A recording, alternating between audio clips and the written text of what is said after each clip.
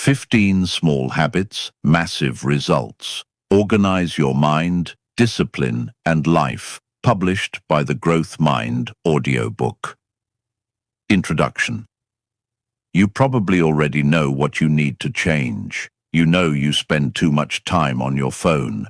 You know there are things you keep putting off. You know your room, desk, schedule, or thoughts can become messy when life gets busy. You make plans, feel motivated for a while, and then somehow find yourself back in the same patterns a few days or weeks later. That does not mean you are lazy. It means you are human. Life rarely gives you perfect conditions for becoming disciplined. Some mornings begin with no energy. Some days disappear into work, family, responsibilities, and unexpected problems. Sometimes you know exactly what you should do and still do something easier instead. The question is not whether you will have imperfect days. You will. The real question is what you do with the ordinary days that make up most of your life. Because your life is not built only during major decisions. It is built while you are answering messages, making your bed, deciding whether to scroll for another 20 minutes, finishing a task you would rather avoid, cleaning up before going to sleep, or choosing to keep a small promise you made to yourself. These moments seem too ordinary to matter. They matter enormously. A person who repeatedly creates small amounts of order eventually experiences less chaos. Someone who repeatedly protects their attention becomes better at focusing. Someone who keeps small promises develops greater trust in themselves, not because they discovered a secret, but because they practiced something simple long enough for it to become part of their character. That is the approach of this audiobook. 15 Small Habits, Massive Results is not asking you to become perfect, it is asking you to become more deliberate. You will learn how to clear your head when everything feels scattered, decide what actually deserves your time, make good behavior easier, deal with procrastination, protect your attention, organize your surroundings, establish boundaries, review your mistakes, and recover when you fall out of rhythm. Some of these habits will take only a few minutes. Do not underestimate them. A few minutes repeated every day can eventually change what your days look like. And when your days change consistently, your life has no choice but to change with them. You do not need to fix your entire life tonight. Pick one thing, do it tomorrow, then do it again. Miss a day, come back, lose momentum, start again. The goal is not to create a perfect version of yourself. The goal is to become someone who can rely on themselves a little more than they did yesterday. That is where real progress begins. Chapter 1. Clear your mind before you control your life.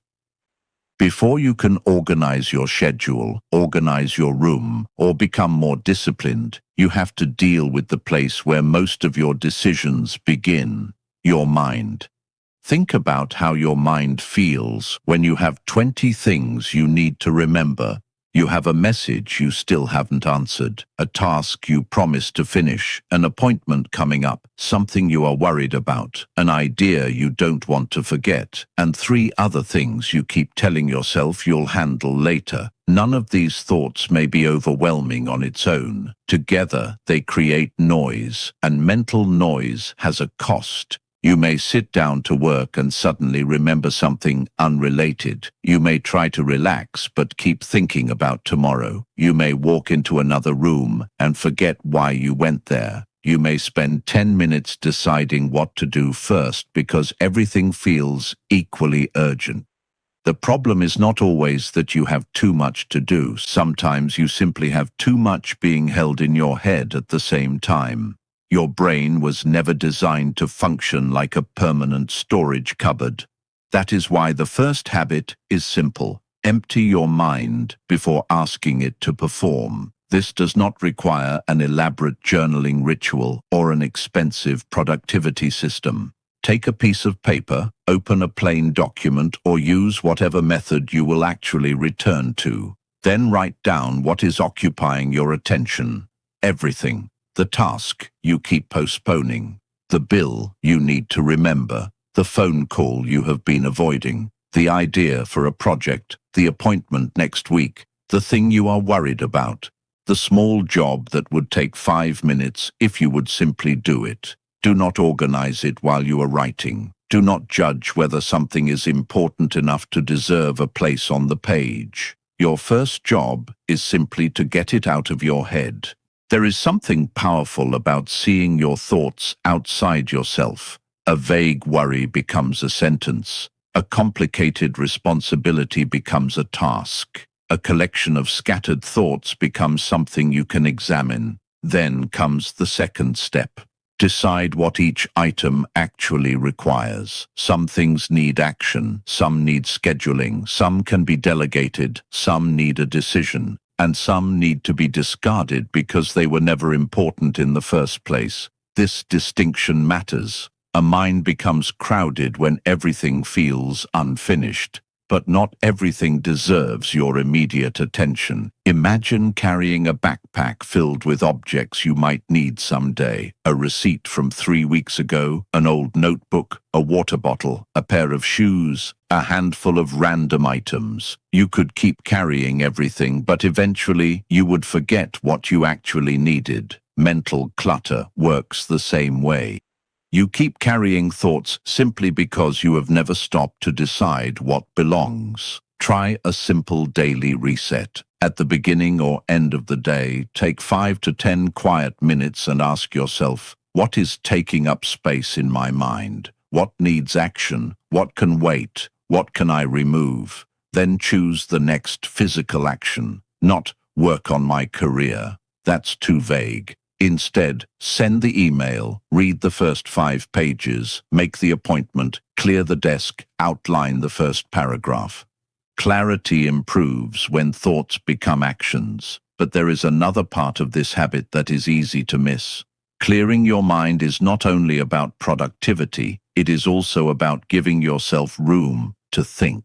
When every quiet moment is filled with notifications, videos, music, messages, and unfinished thoughts, you rarely hear your own priorities clearly.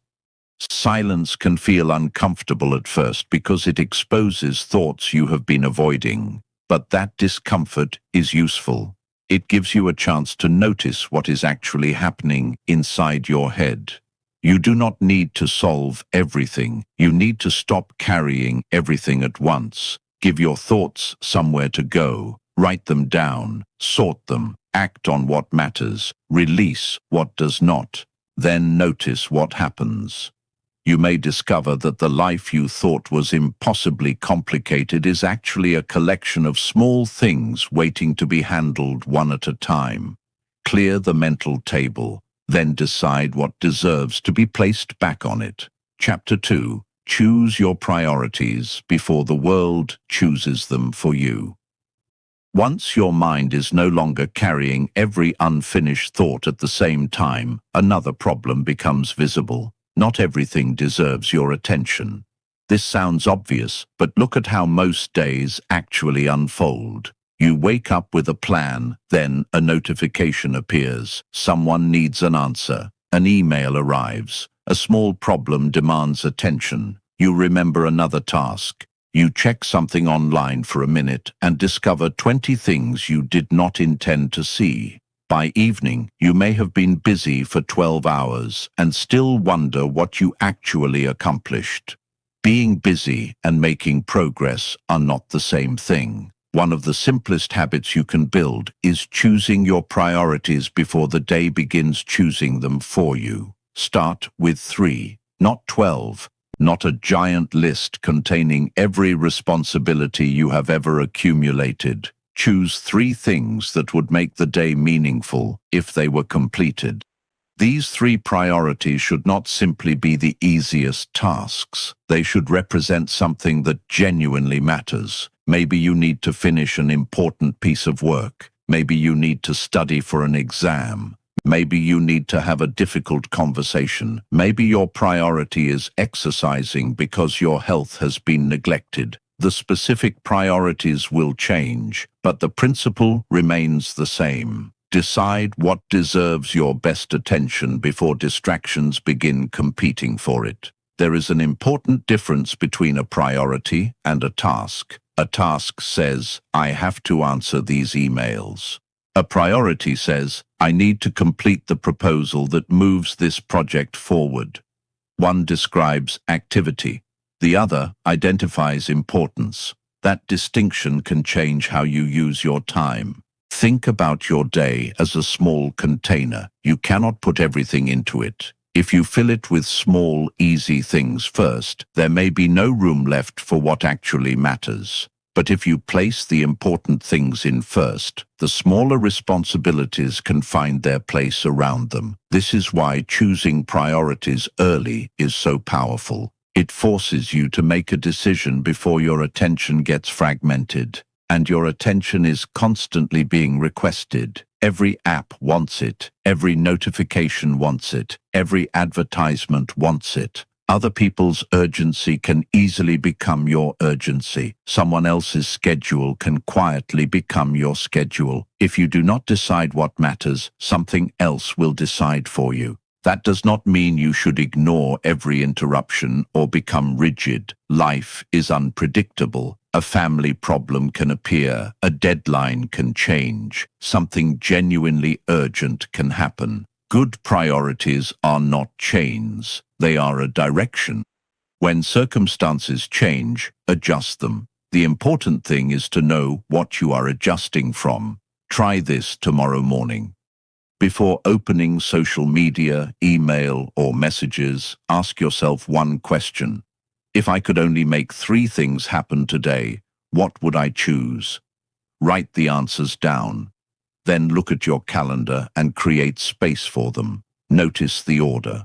You are not waiting to see where the day takes you. You are giving the day a destination.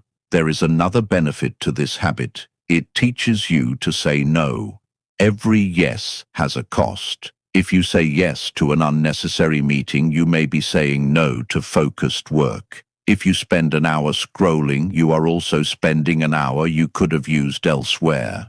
We rarely experience these choices as direct trade-offs, but they are. Priorities make those trade-offs visible. You begin asking, does this deserve a place in my day? That question can protect you from a surprising amount of wasted energy.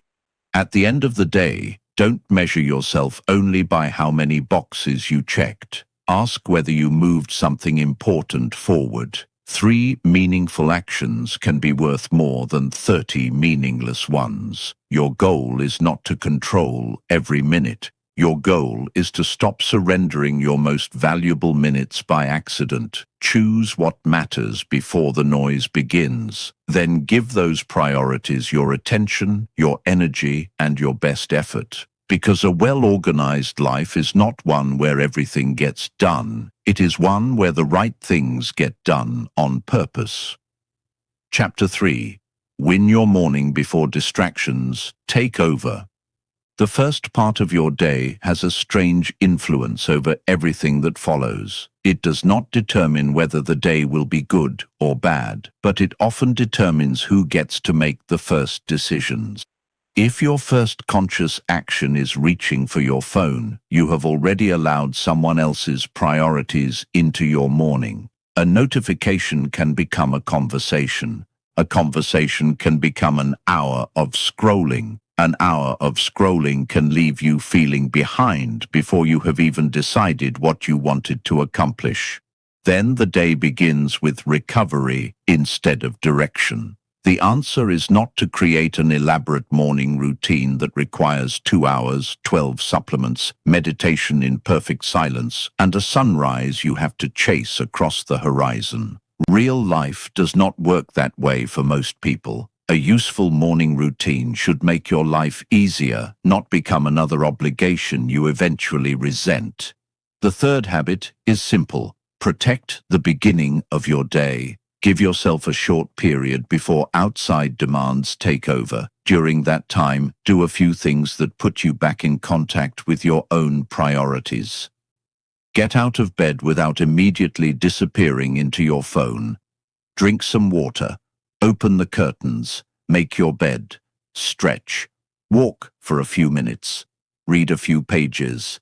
Sit quietly. Review your 3 priorities from the previous chapter. You do not need to do all of these. Choose what helps you become alert, grounded, and deliberate. The point is not the ritual itself. The point is who is making the decisions. Imagine waking up and immediately entering a crowded train station. Announcements are playing, people are moving around you, messages are arriving. Everyone seems to be going somewhere, and you begin following the movement without asking whether it is your destination. That is what an unprotected morning can feel like. You wake up and immediately absorb other people's opinions, problems, entertainment, news, and demands. By the time you finally turn toward your own responsibilities, your attention has already been spent. Protecting your morning creates a small buffer between waking up and reacting. That buffer matters. Even 15 or 20 minutes can change the tone of the day. Use it to decide what kind of person you want to be today, not in some dramatic, permanent sense, just for the next several hours. Do you need to be patient, focused, courageous, efficient, present with your family, willing to finish something difficult? Then give yourself one action that supports that intention. If you want a stronger morning, make the first action physical. If your mind feels scattered, write down your thoughts. If you keep forgetting what matters, review your priorities. If you struggle with distraction, keep your phone away until you have completed one meaningful task. The details can change. The principle should remain. Begin deliberately. There will be mornings when everything goes wrong. You will oversleep. Someone will call. A child may need you. An urgent problem may appear. Your routine will sometimes disappear completely. Do not turn a disrupted morning into a ruined day. This is where many people make a mistake. They miss one part of their routine and decide the entire day is already lost. Then they spend the next several hours acting as if the morning gave them permission to abandon every good intention. Don't do that. A morning routine is not successful because you followed it perfectly. It is successful because it teaches you how to return to intention. If the first hour goes badly, reclaim the second. If the first half of the day becomes chaotic, reset at lunch. You are not trying to create perfect mornings. You are trying to create a habit of beginning again. Eventually, something subtle changes. You stop waking up and immediately asking, "What is happening?" You start asking, "What matters today?" That is a different way to enter your life. Your morning does not need to be impressive. It needs to belong to you. Protect it, use it intentionally, and let your first decisions come from your values rather than from whatever happens to demand your attention first. Win the beginning of the day, and you give yourself a much better chance of directing the rest of it.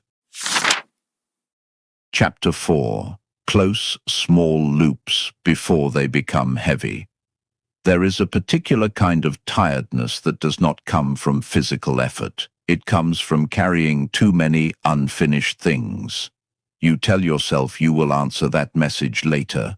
You will put those papers away tonight. You will make the appointment tomorrow. You will finally organize the files this weekend. None of these tasks seems important enough to stop what you are doing right now, so you leave them open. Then another unfinished task appears, and another. Eventually, you are carrying a strange collection of promises in your head. Some are important, some are trivial, some you have completely forgotten until something reminds you of them again. This is the 4th habit. Close small loops before they become mental weight. An open loop is anything that has been started, noticed, promised, or mentally registered, but has not been resolved. It might be an unfinished task, an unanswered question, a decision you keep avoiding, or an object sitting somewhere because you have not bothered to put it back. The individual items are small, the accumulation is not. Imagine leaving dozens of browser tabs open on your computer. Each tab uses a little attention. Eventually, you notice the machine slowing down.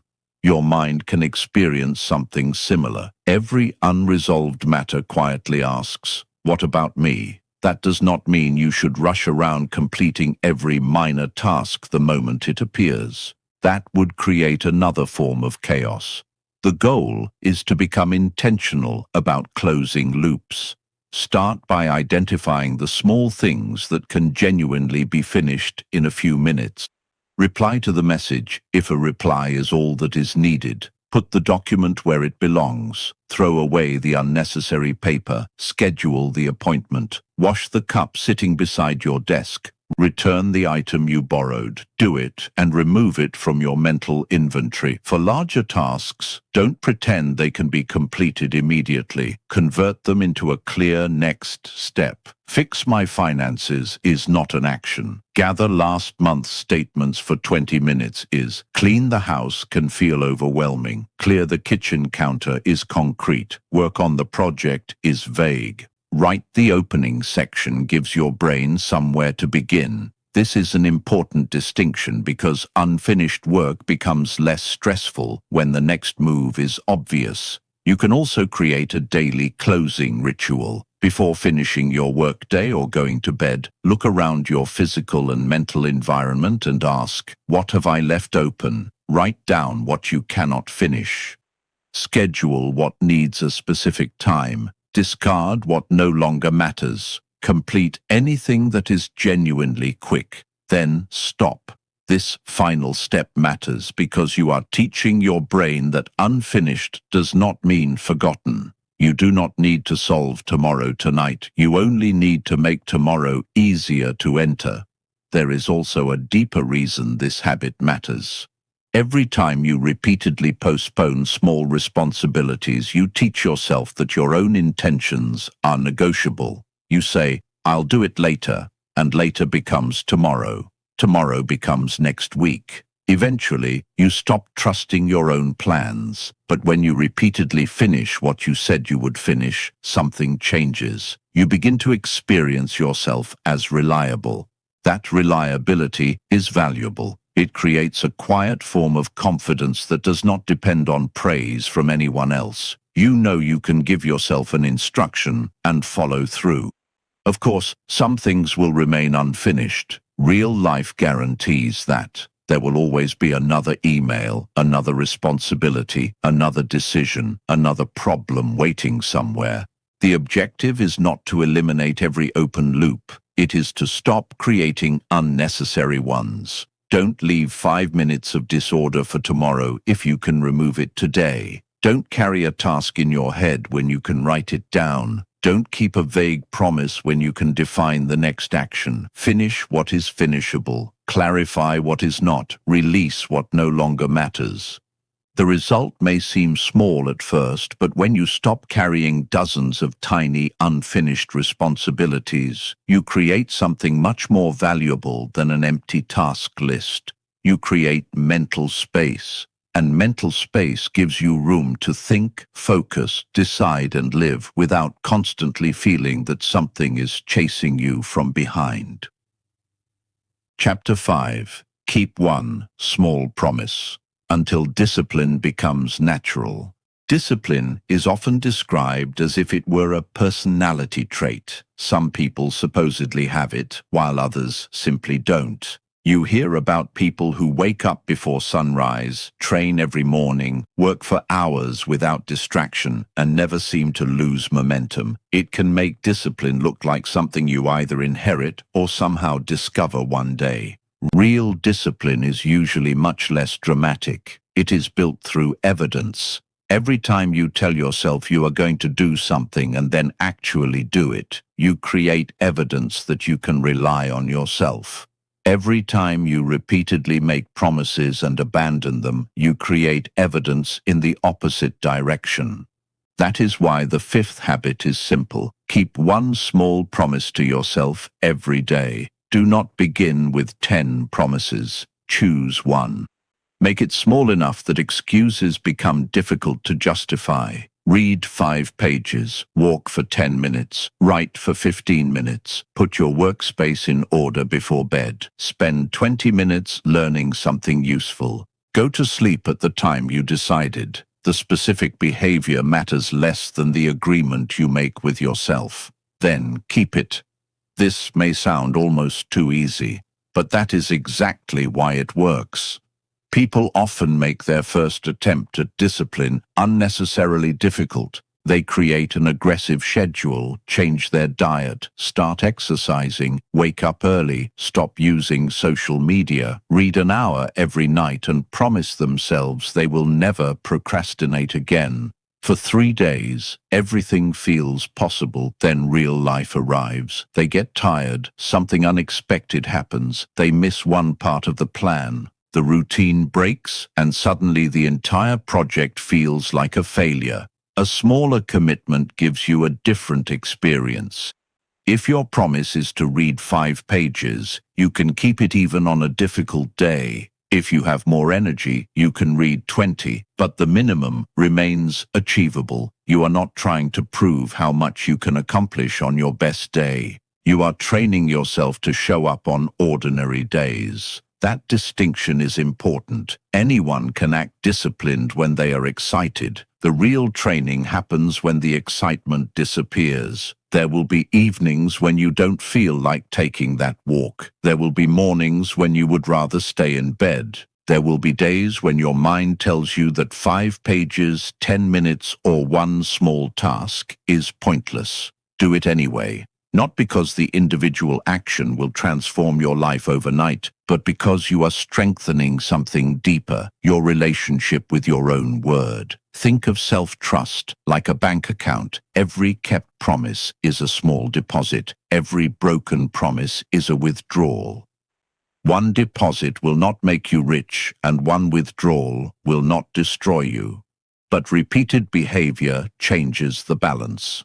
Over time, you begin to feel different. You stop needing constant external pressure because you know you can direct yourself. That is where discipline starts becoming less exhausting. You also learn an important lesson. Discipline does not require punishment. You don't have to insult yourself into action. You don't need to make your life miserable to prove that you are serious. Discipline is simply the ability to act according to a decision instead of allowing every temporary feeling to rewrite that decision. Choose the promise carefully. It should improve your life, but it should also be realistic enough to survive difficult days. Then protect it. If you miss once, don't create a dramatic story about failure. Return the next day.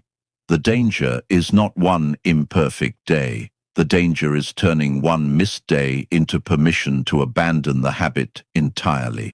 Your goal is consistency, not a flawless record.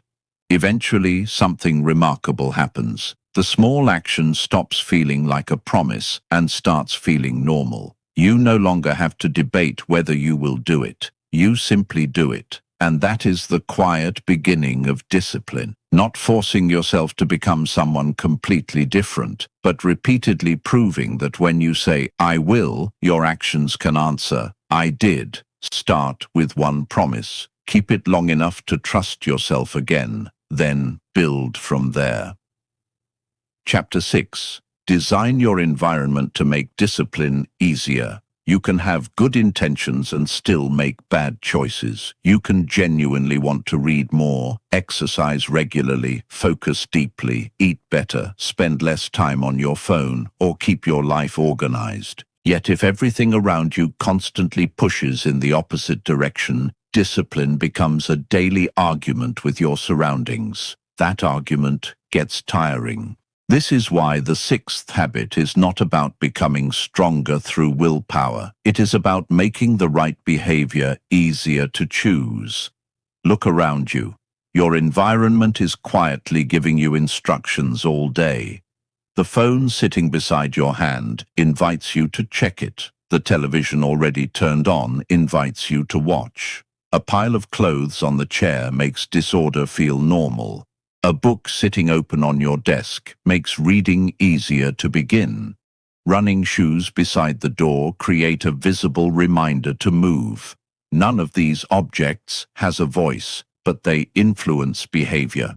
So instead of constantly asking yourself to resist temptation, change what surrounds you. If you want to read more, put the book somewhere you will naturally see it. If you want to practice an instrument, keep it accessible rather than hidden away. If you want to work without checking your phone, place the phone in another room. If you want to keep your workspace clean, give important items a permanent home. The principle is simple. Reduce the distance between you and the behavior you want, and increase the distance between you and the behavior you are trying to reduce. This can be surprisingly practical. Suppose you want to stop checking social media first thing in the morning. You could wake up every day and attempt to resist the temptation. Or you could charge your phone outside the bedroom. The second option requires less mental effort. That matters because willpower is not unlimited. You make hundreds of decisions throughout the day, and constantly fighting your environment consumes energy that could be used for more important things. Good design removes unnecessary battles. Your environment also affects your identity. A clean desk tells your brain that focused work belongs here. A prepared workspace reduces the number of decisions required before starting. A kitchen organized around simple meals makes better choices more convenient. A calendar with protected blocks communicates that certain activities deserve your time. You are creating signals. Those signals can either support the person you are trying to become or constantly pull you backward. Start with one area. Do not reorganize your entire house tonight. Choose the place where one small environmental change could make the biggest difference. Maybe it is your bedroom, maybe your desk, maybe your phone settings, maybe your bag for work. Ask yourself 3 questions.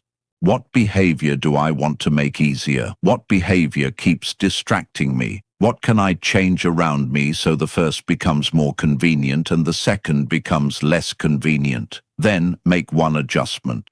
Put the book on the pillow so you see it before bed. Move the charger away from your bed. Keep your notebook open on your desk. Remove unnecessary notifications. Prepare tomorrow's clothes tonight. These actions look almost insignificant. But remember what we have already established. Your life is built from repeated small decisions. If your environment constantly asks you to make the difficult choice, eventually you will become exhausted. If your environment quietly supports the better choice, discipline becomes less dramatic. You still need self-control, you still need to act, but you no longer have to fight the same battle every hour. That is the real advantage. Don't make discipline harder than it needs to be. Move the obstacle, prepare the path. Make good choices easier to begin and bad choices harder to reach. When your surroundings start working with you instead of against you, consistency stops feeling like a daily battle and starts becoming a natural part of the way you live. Chapter 7. Start before you feel ready. There is a moment that almost everyone recognizes. You know what needs to be done, but you do not want to begin. The task may not even be especially difficult. You simply feel resistance. You tell yourself you need to think about it first. You should wait until you have more energy. Maybe tomorrow will be better. Perhaps you need a clearer plan, so you wait. And strangely, the longer you wait, the heavier the task becomes. This is why the 7th habit is simple. Make starting your only requirement. You do not need to finish the entire project. You do not need to feel motivated. You do not need complete confidence. You need to take the first meaningful step. If you need to write, open the document and write 1 paragraph. If you need to study, read 1 page. If you need to exercise, put on your shoes and move for 5 minutes. If you need to clean, clear 1 surface. If you have an uncomfortable email to send, write the first sentence. Starting changes the relationship between you and the task. Before you begin, your mind imagines the entire mountain. Once you take the first step, you are dealing with the next few feet. That difference matters. Procrastination often survives because we think in terms of completion. I have to finish this report. I have to clean the whole house. I have to study everything. The size of the outcome makes the beginning feel expensive. Instead, shrink the entrance. Ask yourself, what is the smallest action that would put me in motion? Then do that action immediately. 5 minutes is enough to break the spell of avoidance.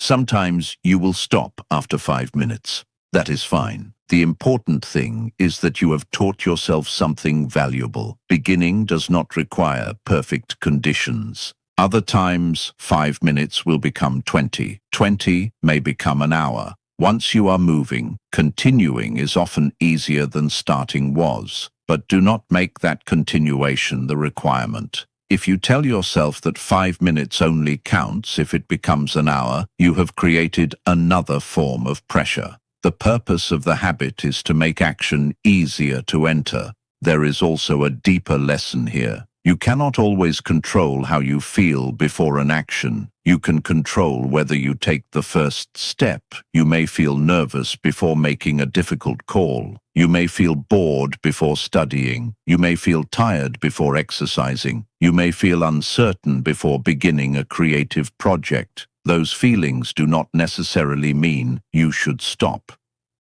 Sometimes discomfort is simply the emotional cost of crossing from intention into action. Think about opening a door you have been avoiding. Before you touch the handle, your mind can invent dozens of reasons to stay outside. But once the door opens, the situation becomes concrete. You can see what is actually on the other side. Action gives you information that thinking alone cannot provide. You discover what the task really requires. You notice what is easier than expected. You identify the part that is genuinely difficult. You make adjustments. Movement creates clarity. That is why waiting to feel ready can become a trap. Readiness is often not a prerequisite for action. It is something that develops because you act. So the next time you catch yourself saying, "I'll do it later," interrupt the conversation. Stand up, open the file, put on the shoes, write the first sentence, make the call, set the timer for 5 minutes, and begin. You are not promising that the entire task will be easy. You are only refusing to let resistance make the decision for you. The person who consistently starts has an enormous advantage over the person who is always preparing to start. You don't need more time before you begin. Begin and let the next step reveal itself. Chapter 8. Guard your attention before it gets spent for you. You can have enough time and still feel as though you have none. You can sit at your desk for 8 hours and finish very little. You can spend an entire afternoon moving between messages, videos, websites, conversations, and small tasks, only to reach the evening wondering where the day went. This is not always a time problem. Often, it is an attention problem. Your attention is one of the few resources you spend continuously without seeing the balance disappear. Money leaves your account and you can check the number. Food leaves your refrigerator and you notice the empty shelf. But attention can be scattered in dozens of directions without any obvious warning. That makes it easy to waste. The 8th habit is therefore simple. Create periods in your day when your attention belongs to one thing, not 5 things. 1. Focused work can feel uncomfortable at first because modern life trains us to switch constantly. We answer a message while watching something. We listen to a meeting while checking email. We work with several tabs open and a phone within reach. We tell ourselves that multitasking makes us efficient. Usually, it just makes starting and stopping feel normal. Every interruption creates a small transition. You leave one thought, respond to another, then attempt to remember where you were. Do this repeatedly, and even simple work begins to feel strangely difficult. The solution is not complicated. Choose a task. Choose a period of time. Remove as many interruptions as you reasonably can. Then stay there. Maybe your first focused block is only 20 minutes. That is enough. Put the phone somewhere you cannot casually reach it. Close unnecessary tabs. Silence notifications. Tell people around you that you need uninterrupted time if that is practical. Then begin. You may discover that the hardest part is not the work itself. It is resisting the urge to escape from it. A difficult paragraph makes you want to check your phone. A confusing problem makes you want to open another website. A boring task makes entertainment suddenly feel irresistible. Notice what happens in those moments. Your brain is not necessarily telling you that the task is impossible. It may simply be looking for something easier. This is where attention becomes a form of discipline. You do not have to obey every impulse to switch. Stay for another minute. Finish the sentence. Solve the next part. Read the next page. Then continue. The ability to remain with something slightly uncomfortable is valuable because meaningful work is rarely designed to entertain you every second. There will be boredom. There will be confusion. There will be moments when progress feels slow. If you automatically escape whenever those feelings appear, you train yourself to abandon concentration at the first sign of resistance. But if you stay, even briefly, you strengthen your capacity to remain engaged. This does not mean you should work endlessly without rest. Rest is not the enemy of focus. In fact, deliberate breaks can protect your ability to concentrate. The difference is whether you choose the break or the distraction chooses you. A planned 10-minute walk is different from accidentally losing 40 minutes to your phone. One restores attention. The other consumes it. You can also create attention boundaries around specific parts of your day. Perhaps mornings are for demanding work. Perhaps your phone stays away during meals. Perhaps the final hour before bed is screen light. Perhaps you check messages at designated times instead of responding to every notification immediately. You are creating rules for access to your attention. And that matters because what repeatedly receives your attention eventually receives a portion of your life. Think about that. If you spend hours each day watching things you did not intentionally choose, those hours are not coming back. If you repeatedly give your best concentration to trivial matters, important goals receive whatever energy remains. Attention is not just a productivity tool, it is a way of deciding what gets to matter, so protect it. Do not let every notification become an emergency. Do not allow every message to interrupt your thinking. Do not confuse constant stimulation with meaningful engagement. Choose where your mind goes. Then keep bringing it back when it wanders. You will lose focus sometimes. Everyone does. The skill is not never becoming distracted. The skill is noticing the distraction and returning again and again. That return is the habit. Guard your attention because every day you spend it somewhere. Make sure enough of it goes toward a life you actually want to build. Chapter 9. Reset your space before it starts controlling you. Look at the space around you for a moment, not the version you wish it looked like. Look at it as it actually is.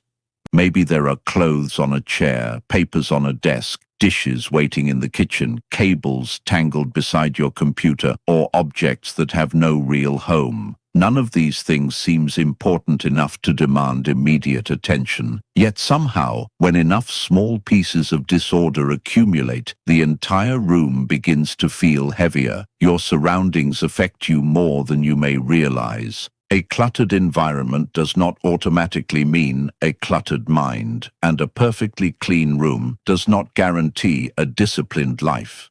But your physical surroundings constantly provide information to your brain. They remind you of unfinished tasks, create small decisions, and influence what feels normal.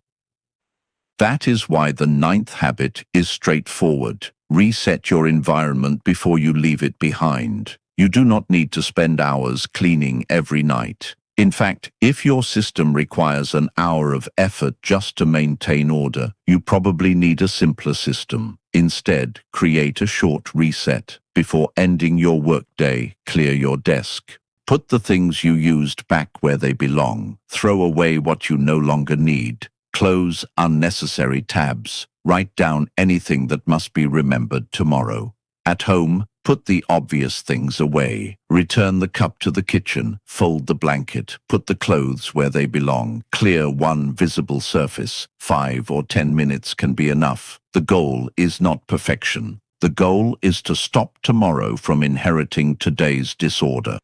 Think about waking up and walking into a room that is already prepared for you. Your clothes are ready. Your desk is clear. The notebook you need is where you left it. There is no pile of yesterday waiting to greet you. You have removed friction before the next day even begins. Now compare that with waking up to unfinished dishes, misplaced objects, a messy workspace, and a long list of things you forgot to handle. The difference is not merely visual. One environment invites movement. The other demands decisions, and decisions consume energy. This is why small resets are so useful. They reduce the number of tiny problems you have to solve tomorrow. There is another benefit that is even more important. A reset creates closure. During the day, your environment changes because you are using it. That's normal. A desk becomes messy when you work. A kitchen becomes untidy when you cook. A bedroom becomes lived in because you live there. The problem begins when temporary disorder becomes permanent disorder. When nothing gets returned, yesterday's activity becomes today's environment. A reset interrupts that process. It tells your brain that part is finished. You can also use this habit to create different zones for different behaviors. If possible, let your workspace be associated with focused work. Let your bed remain a place for rest rather than endless scrolling. Keep exercise equipment visible if movement matters to you. The more clearly your environment communicates its purpose, the easier it becomes to enter the behavior associated with that space. Again, this is not about becoming obsessive. You are not trying to live in a showroom. You are creating enough order that your surroundings stop demanding attention. There will be nights when you are exhausted. There will be days when everything gets messy. Don't turn the reset into another standard you can fail.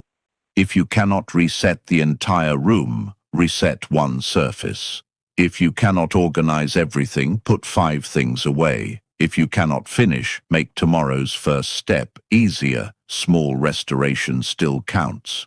Over time, the habit becomes almost invisible. You finish working and automatically clear the desk. You change clothes and automatically put them away. You finish using something and return it without thinking. That is when organization becomes useful. It stops being a project. It becomes part of how you live. Your environment should support your life, not constantly remind you of everything you have neglected. So before you close the day, take a few minutes. Return things to their places. Remove what does not belong. Prepare what tomorrow will need. Then stop.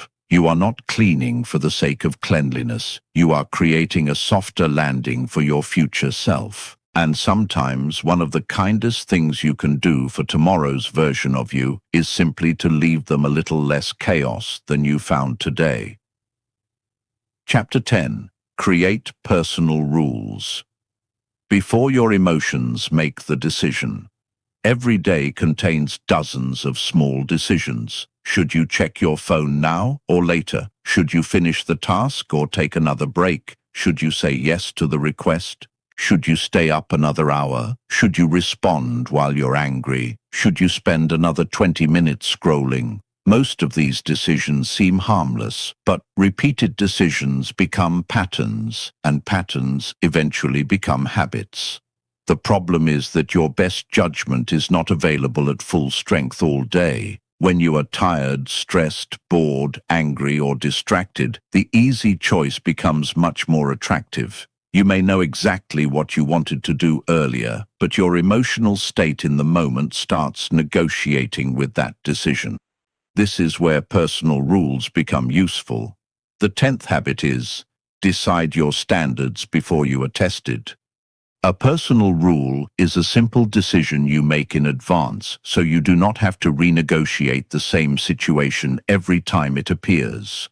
For example, you might decide, I don't check social media until I've completed my first important task, or I don't answer serious messages when I'm angry, or I never skip an important habit 2 days in a row, or when I say yes, I check my schedule before committing. These rules are not meant to control every detail of your life. They are meant to protect the decisions you already know are good for you. Think about a person who has decided to exercise after work. At 4 in the afternoon, the decision feels reasonable. At 6, after a tiring day, the couch suddenly seems like a much better idea. Without a rule, the question becomes, do I feel like exercising today?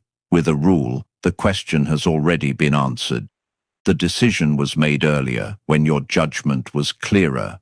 This reduces what you might call emotional bargaining. You don't have to debate with yourself every time temptation appears. Of course, not every rule should be rigid. Life changes. Circumstances matter. A good personal rule should provide direction without turning you into a prisoner of your own schedule.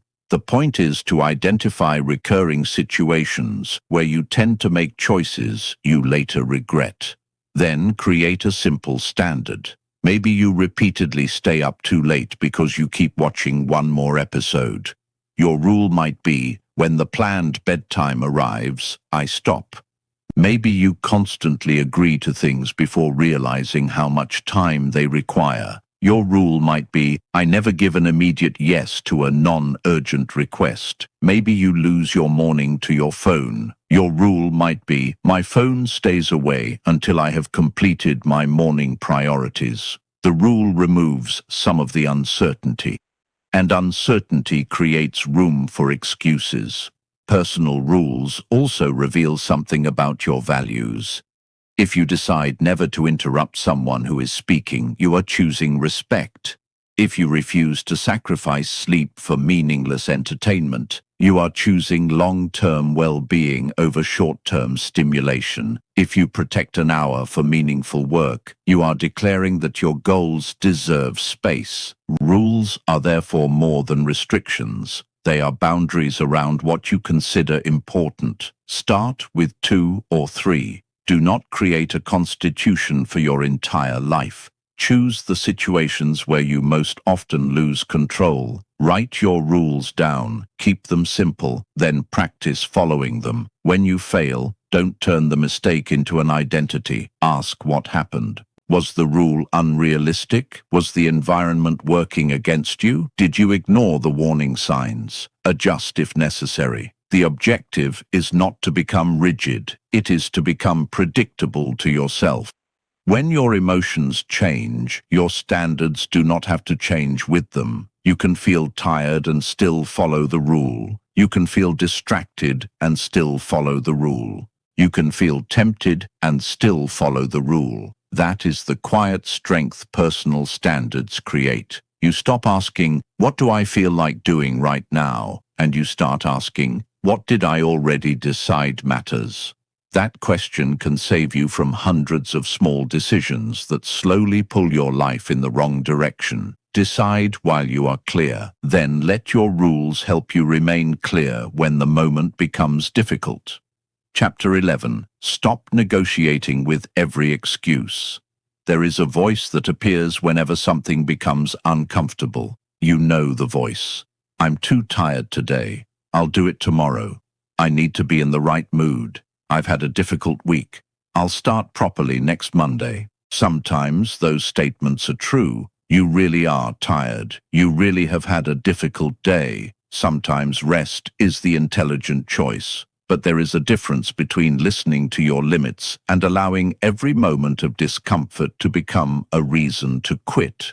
The 11th habit is, learn to act without requiring yourself to feel ready. This matters because motivation is unreliable. It rises and falls according to sleep, stress, mood, circumstances, and dozens of things outside your control. If your behavior depends entirely on motivation, your consistency will always be unstable. Discipline begins when you stop treating every feeling as an instruction. Imagine you have planned to go for a walk. The weather is not perfect. You are slightly tired. Your mind suggests staying inside. You could ask, do I feel like going? The answer may be no. Instead, ask a different question. Is there a genuine reason I cannot go? That question separates an obstacle from an excuse. A genuine obstacle might be illness, an injury, an emergency, or circumstances that make the planned action unreasonable. An excuse is different. It is often a temporary feeling dressed up as a permanent conclusion. You don't need to fight every excuse with anger. You simply need to recognize the pattern. Maybe you have noticed that you always become too tired when the task is boring. Maybe you suddenly need to reorganize your entire workspace whenever you have difficult work to do. Maybe you convince yourself that you need more information when what you really need is to begin. Once you recognize your patterns, you can stop being surprised by them. This does not mean forcing yourself through everything. Sometimes the disciplined decision is to rest. Sometimes the responsible decision is to postpone something. Sometimes you genuinely need to change the plan. Discipline is not blindly doing what you originally intended. It is making a conscious decision instead of automatically obeying discomfort.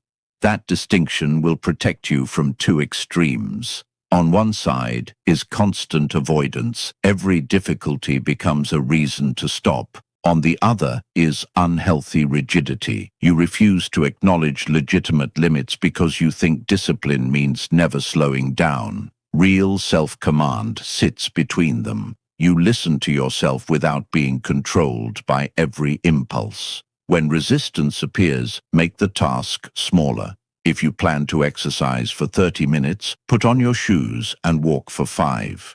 If you plan to write for an hour, write 1 paragraph. If you need to clean, start with 1 surface. If you need to make a difficult call, write down what you need to say. You are not lowering your standards. You are creating a bridge between resistance and action. And remember the principle from earlier chapters. Never confuse a bad moment with a bad identity.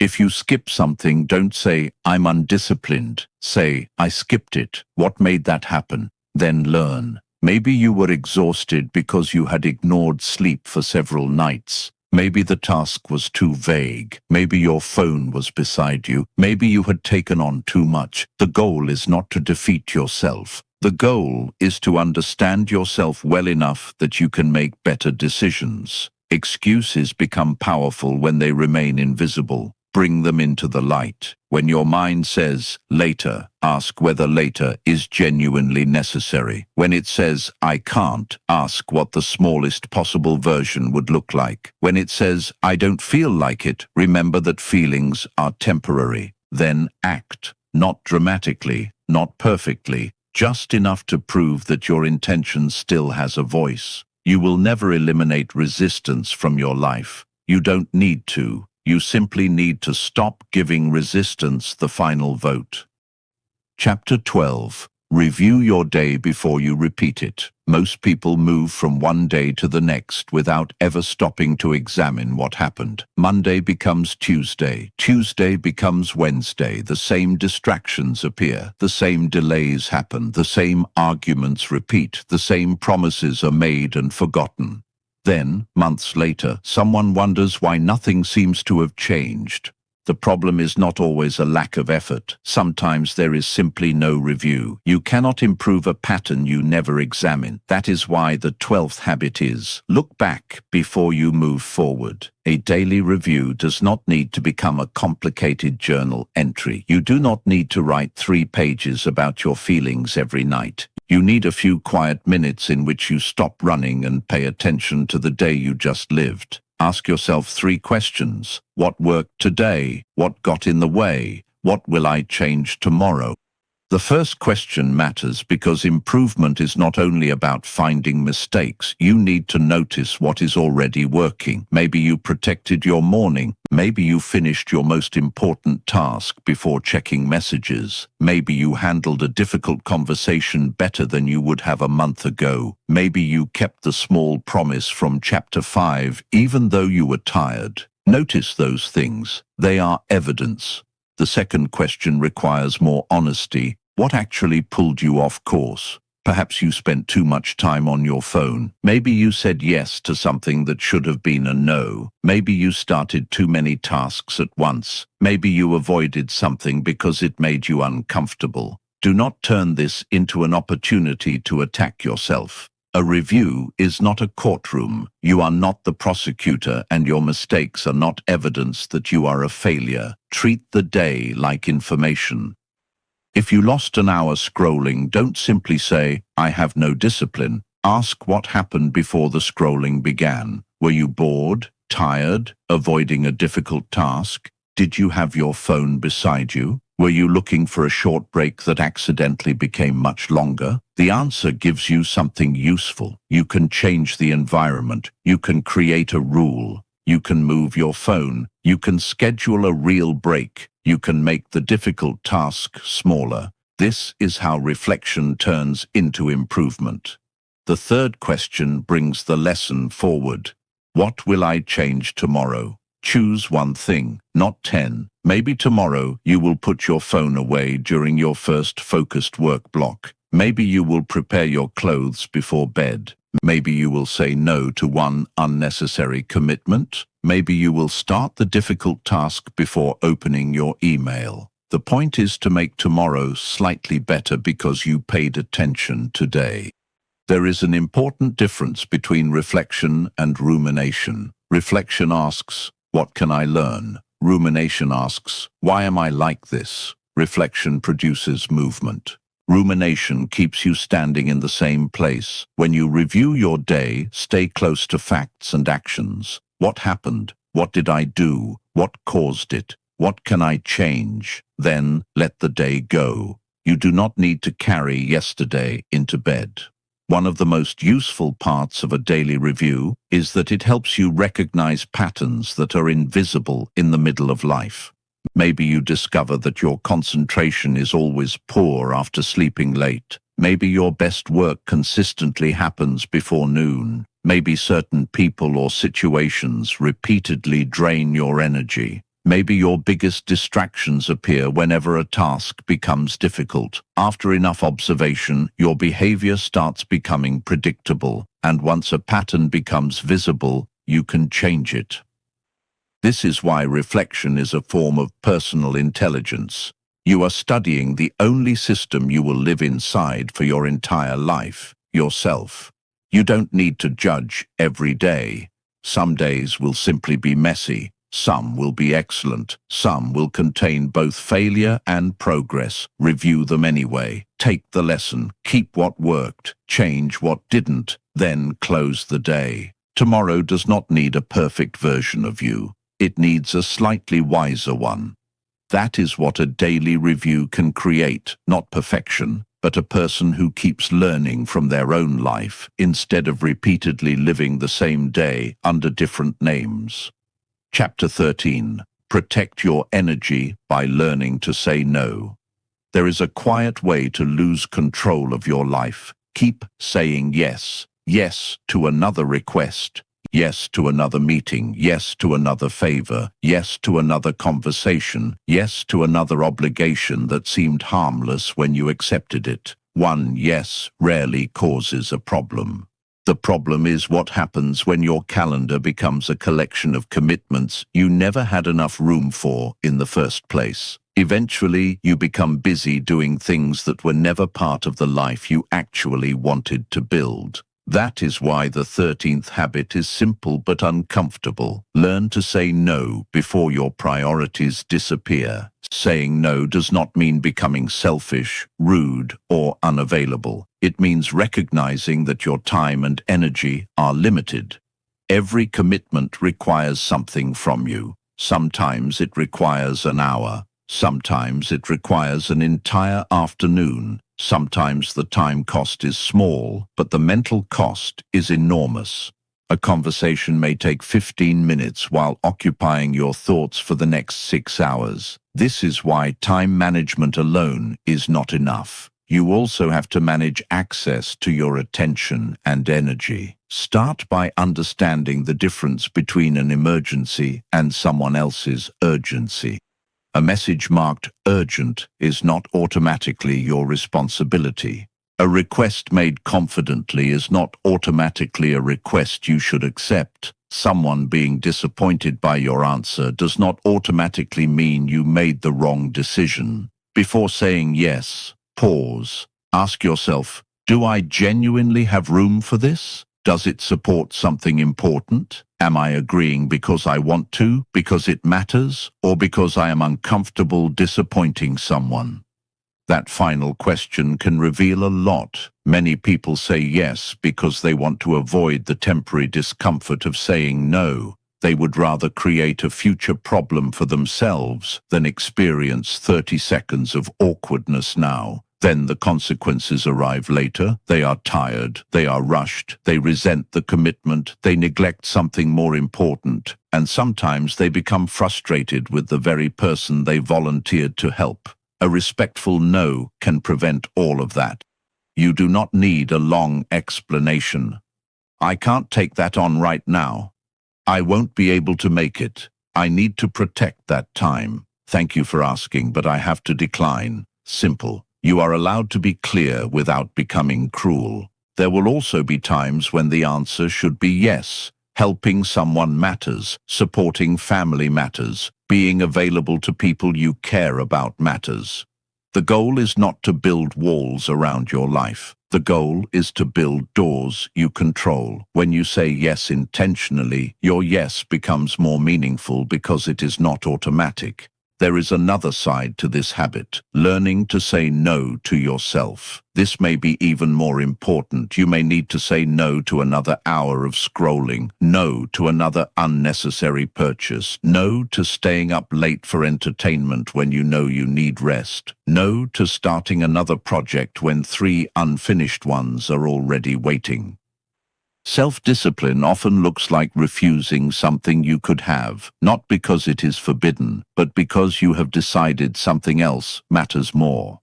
That is what priorities look like in practice. You cannot protect your goals only by working harder. Sometimes you protect them by removing things. Look at your commitments honestly. Which ones still deserve your time? Which ones have become habits rather than choices? Which ones are draining you without contributing anything meaningful?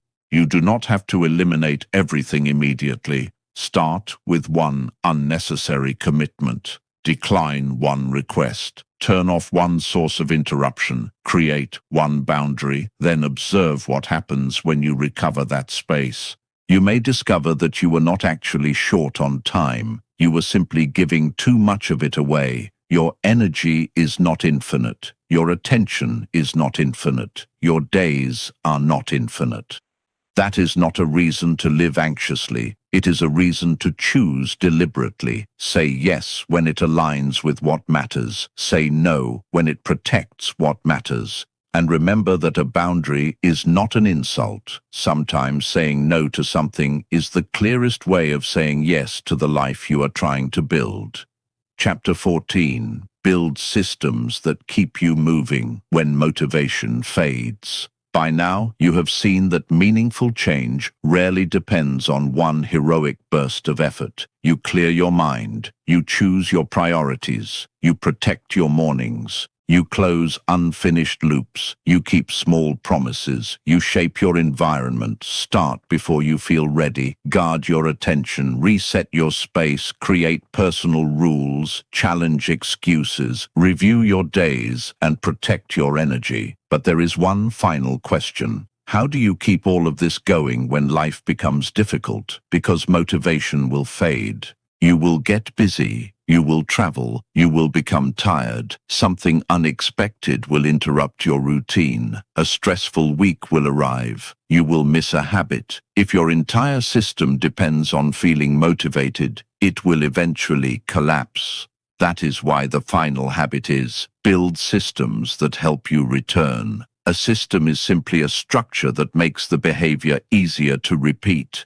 Instead of relying on memory, write your priorities down. Instead of hoping you will remember to exercise, put it on your calendar. Instead of trusting yourself to avoid your phone, keep it physically away during focused work. Instead of expecting yourself to maintain perfect consistency, create a simple rule. Never let one missed day become two. Missing once is an event. Repeating the miss is the beginning of a pattern. You will make mistakes. That is unavoidable. The danger is turning one mistake into a story about who you are. You skip your workout and think, I've ruined my routine. You eat poorly and decide, I have no discipline. You waste an afternoon and conclude, I'm always like this. That thinking creates unnecessary damage. A better response is practical. What happened? What interrupted the habit? What can I change? Then return. This is where tracking can help. You do not need a complicated spreadsheet covering every detail of your existence. A simple mark on a calendar can be enough. Put a check beside the days you complete the behavior. Watch the pattern develop. The purpose of tracking is not to create guilt. It is to create visibility. What gets tracked becomes easier to notice. What becomes easier to notice becomes easier to improve. But do not become obsessed with perfect streaks. A streak can become another trap if missing one day makes you feel that everything is lost. The deeper goal is continuity. Think of a path through a forest. You may step off it. You may take a wrong turn. You may stop for a while. What matters is knowing how to find the path again. That is what a resilient system provides. It gives you a way back. Create simple anchors. Review your priorities each morning. Reset your space at night. Schedule important work. Keep one small daily promise. Review your day before sleeping. Track the habits that matter. And when you fall out of rhythm, restart with the smallest version. Do not wait for Monday. Do not wait for a new month. Do not wait until you feel inspired. Return at the next available moment. Eventually, something changes. You stop thinking about discipline as something you must constantly force. Your routines begin carrying part of the weight. Your environment reminds you. Your calendar protects you. Your rules guide you. Your habits reinforce one another. And your identity begins catching up with your behavior. You become someone who clears the clutter. Someone who protects attention, someone who finishes what matters, someone who can say no, someone who returns after falling off track. That is the real destination, not perfection, not an unbroken streak, not a life without difficult days, a life with a reliable way forward. The 15 habits in this audiobook are small by design. Their individual actions may never look impressive from the outside, but repeated together they create something powerful, a personal system for living with greater clarity, discipline, and intention. Start small, track what matters. Miss sometimes, return quickly, build the system until it supports you on the days when motivation cannot. Because the strongest people are not those who never lose momentum. They are the ones who have learned how to find their way back. Conclusion. Let small actions become the life you live. You have reached the end of the audiobook, but the real work begins after the final sentence. The 15 habits you have explored are not meant to become another list you save, admire, and forget. Their value appears only when they leave the page and enter your ordinary life. Clear your mind, choose what matters, protect your morning, close unfinished loops. Keep a small promise, shape your environment, start before you feel ready, guard your attention, reset your space, create personal rules, stop negotiating with every excuse, review your days, protect your energy, build systems that help you return. None of these actions is extraordinary by itself. That is the point. You do not need extraordinary actions every day to create an extraordinary difference over time. You need ordinary actions performed with enough consistency to change the direction of your life. There will be days when you forget, days when your plans fall apart, days when you spend too much time scrolling, avoid the important task, lose your patience, or abandon the routine you promised to follow. Do not turn those moments into proof that you cannot change. Start again. A disciplined life is not a life without mistakes. It is a life in which mistakes do not become permanent addresses. If you remember only one idea from this audiobook, remember this: your habits are shaping you even when you are not thinking about them. Every repeated action teaches you something about who you are. When you keep a promise, you teach yourself that your word matters. When you protect your attention, you teach yourself that your goals deserve space. When you say no, you teach yourself that your time has value. When you reset your environment, you teach yourself that tomorrow deserves preparation. Small actions become evidence. Evidence becomes confidence. Confidence makes better action easier, and the cycle continues. So do not try to adopt all 15 habits tomorrow morning. That is another form of impatience. Choose one habit that would make your life noticeably better. Make it small, make it practical. Repeat it until it becomes familiar. Then add another. Months from now, you may look back and realize that nothing changed overnight. There was no magical morning when you suddenly became a different person. You simply kept making slightly better choices, again and again, until those choices became your normal life. That is how massive results often arrive. Quietly, through ordinary moments, through decisions nobody applauds, through small habits repeated long after the excitement has disappeared. Your future is not waiting somewhere far away. It is being assembled today. So clear one thing, finish one thing, protect 1 hour, keep one promise, take one step, then take the next. You do not have to change your entire life today. Just make today's actions worthy of the life you want to live tomorrow.